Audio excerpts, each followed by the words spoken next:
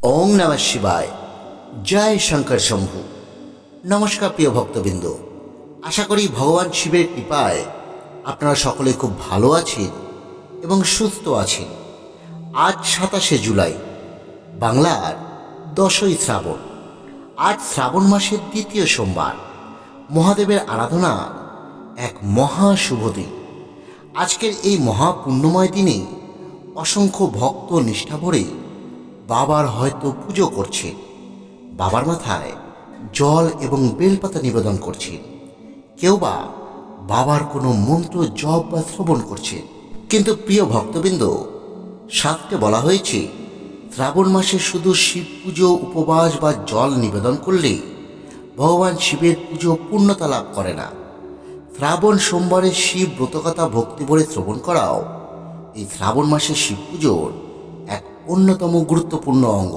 তাই আজ ভোলেনাথের পুজোর পাশাপাশি যতবার সম্ভব এই পবিত্র ব্রতকথাটি শ্রবণ করুন। আর যারা কোনো কারণে আজ ভোলেনাথের পুজো করতে পারছেন না কিংবা শিব মন্দিরে গিয়ে পুজো করবার সুযোগ পাচ্ছেন না, তারাও যদি আজ আন্তরিক ভক্তি ভরে এই ব্রতকথাটি শুধুমাত্র শ্রবণ করে, তবে মহাদেবের অশেষ কৃপায় এই ব্রতের পুণ্যফল অনেকাংশেই আপনারাও লাভ করতে পারবেন। তাহলে আর দেরি না করে আসুন আমরা এবার ভক্তি ভরে শ্রবণ করি বাবা ভোলেনাথে 16 সোমবার শিব ব্রত কথা। মূল পর্বে যাওয়ার আগে আপনাদের কাছে একটি ছোট্ট অনুরোধ, আপনারা যদি আমাদের এই চ্যানেলে নতুন হয়ে থাকেন তাহলে অবশ্যই আমাদের এই চ্যানেলটি সাবস্ক্রাইব করে আমাদের পাশে থাকবেন। আর ভিডিওটি দেখবার পর বিন্দুমাত্র ভালো লাগলে ভিডিওটি লাইক করে অন্যদের মধ্যে শেয়ার করে দেবেন। আসুন আমরা এবার শ্রবণ করি 16 সোমবার শিব ব্রত কথা। ওং নমঃ শিবায়। হর হর মহাদেব। পুরাকালে কোনো এক সময় মহাদেব দেবী পার্বতীকে সঙ্গে নিয়ে মৃত্যুলোকে ভ্রমণ করতে করতে অমরাবতী নগরে এসে উপস্থিত হলেন। সেই নগরের রাজা ছিলেন মহাদেবের পরম ভক্ত। তার অগাধ ভক্তি থেকে তিনি ভোলেনাথের উদ্দেশ্যে নির্মাণ করলে এক অপূর্ব সুন্দর শিব মন্দির। মন্দিরটি দেখে মহাদেব অত্যন্ত সন্তুষ্ট হলেন। দেবী পার্বতীকে সঙ্গে নিয়ে তিনি কিছুদিন সেই মন্দিরে অবস্থান করবার সিদ্ধান্ত নিলেন। একদিন দেবী পার্বতীর মনে পাশা খেলার ইচ্ছা জাগল। তিনি সস্নেহে মহাদেবকে বললেন, প্রভু, আজ আমরা একটু পাশা খেলি। মহাদেবও হাসি মুখে সেই প্রস্তাবে সম্মতি জানালেন। খেলা শুরু হওয়ার ঠিক আগের মুহূর্তে মহাদেবের পুরোহিত সেখানে এসে উপস্থিত হলেন। দেবী পার্বতী তাকে জিজ্ঞেস করলেন, বলুন তো, আজকের খেলায় কে জয়ী হবেন? পুরোহিত কোনো দ্বিধা না করে উত্তর দিলেন, কেন, মহাদেবী জয়ী হবেন। কিন্তু খেলা শেষ হওয়ার পর দেখা গেল বিজয়ী হয়েছে দেবী পার্বতী। পুরোহিতের ভুল ভবিষ্যৎবাণীতে দেবী অত্যন্ত অসন্তুষ্ট হলেন। তিনি বললেন, তুমি না জেনেই মিথ্যে ভবিষ্যৎবাণী করেছ। এই অপরাধে আমি তোমাকে অভিশাপ দিচ্ছি, তুমি কুষ্ঠরোগে আক্রান্ত হবে। দেবীর মুখ থেকে অভিশাপ উচ্চারিত হওয়ার সঙ্গে সঙ্গে পুরোহিত ভয়ঙ্কর কুষ্ঠরোগে আক্রান্ত হলেন। তার শরীর ক্ষতবিক্ষত হয়ে গেল এবং অসহনীয় যন্ত্রণার মধ্যে তিনি দিন কাটাতে লাগলেন। এভাবেই বহু দিন অতিবাহিত হল। একদিন কয়েকজন স্বর্গের অপ্সরা সেই মন্দিরে পুজো দিতে এলেন। তারা পুরোহিতের এমন করুণ অবস্থা দেখে বিস্মিত হয়ে এর কারণ জানতে চাইলেন। পুরোহিত বিনয়ের সঙ্গে তাদের কাছে সমস্ত ঘটনাই খুলে বললেন। সব কথা শুনে অপ্সরা বললেন, আপনি যদি পরপর 16টি সোমবার নিষ্ঠা এবং ভক্তি ভরে মহাদেবের ব্রত পালন করেন, তবে নিশ্চয় ভোলেনাথ আপনার উপর কৃপা করবেন। পুরোহিত তাদের পরামর্শ অনুযায়ী টানা 16টি সোমবার শিবব্রত পালন করলেন। প্রতিটি সোমবার উপবাস করলেন, শিব পুজো করলেন এবং ভক্তি ভরে মহাদেবের নাম জপ করতে লাগলেন।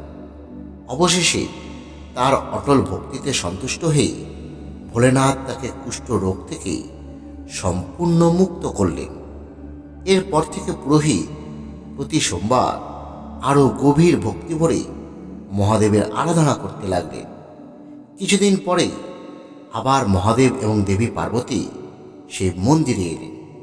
দেবী পার্বতী বিস্মিত হয়ে দেখলেন যাকে তিনি অভিশাপ দিয়েছিলেন তিনি সম্পূর্ণ সুস্থ হয়ে গেছেন এখন। তিনি পুরোহিতকে জিজ্ঞেস করলেন, তুমি কিভাবে এই ভয়ঙ্কর রোগ থেকে মুক্তি পেলে? পুরোহিত অত্যন্ত বিনয়ের সঙ্গে 16 সোমবারের ব্রতের মাহাত্ম্য দেবীকে জানালেন। সব কথা শুনে দেবী পার্বতীও এই ব্রত পালনের ইচ্ছে জাগল। এই সময় দেবী পার্বতীর পুত্র কার্তিক কোনো কারণে মায়ের ওপর অভিমান করে দূরে চলে গেছিলেন। দেবী নিষ্ঠা এবং ভক্তি ভরে 16টি সোমবারের ব্রত পালন করলেন। ব্রত সম্পূর্ণ হওয়ার পর ভোলেনাথের কৃপায় কার্তিক সমস্ত অভিমান ভুলে আবার মায়ের কাছে ফিরে এলেন। তিনি মাকে জিজ্ঞেস করলেন, মা, এমন কি ঘটল যে আমার মন নিজে থেকেই তোমার কাছে ফিরে আসতে চাইল? তখন দেবী পার্বতী তাকে 16 সোমবারের ব্রতের মাহাত্ম্য বিস্তারিতভাবে জানাল। এরপর কার্তিক নিষ্ঠার সঙ্গে এই ব্রত পালন করলেন।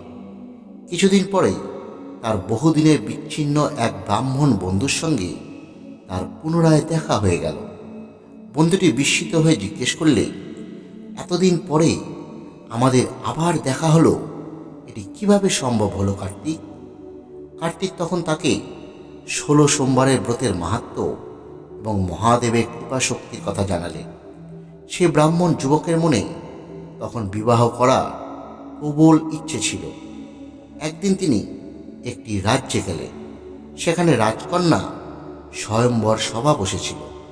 স্বয়ম্বরের নিয়ম ছিল একটি অলঙ্কৃত হাতির সুরে একটি ফুলের মালা থাকবে। হাতি যার গলায় সেই মালা পরিয়ে দেবে তিনিই হবেন রাজকন্যার স্বামী। সভায় বহু রাজা, রাজপুত্র এবং বীর যোদ্ধা উপস্থিত ছিলেন। কিন্তু সকলকে অবাক করে সেই হাতিটি ধীরে ধীরে এগিয়ে এসে ব্রাহ্মণ যুবকের গলায় মালা পরিয়ে দিল। এরপর রাজকন্যার সঙ্গে তার শুভ বিবাহ সম্পন্ন হল। রাজা তাকে অগাধ ধন সম্পদ, মান সম্মান এবং মর্যাদা প্রদান করলেন। ফুলশয্যার রাতে রাজকন্যা স্বামীকে জিজ্ঞেস করলেন, এত রাজপুত্র থাকতে হাতি আপনাকেই কেন বেছে নিল? তখন তিনি 16 সোমবারের ব্রতের মাহাত্ম্য এবং ভোলেনাথের অসীম কৃপার কথা স্ত্রীকে জানালেন। এরপর রাজকন্যা পুত্র সন্তান লাভের আশায় গভীর ভক্তি ভরে 16 সোমবার ব্রত পালন করলেন।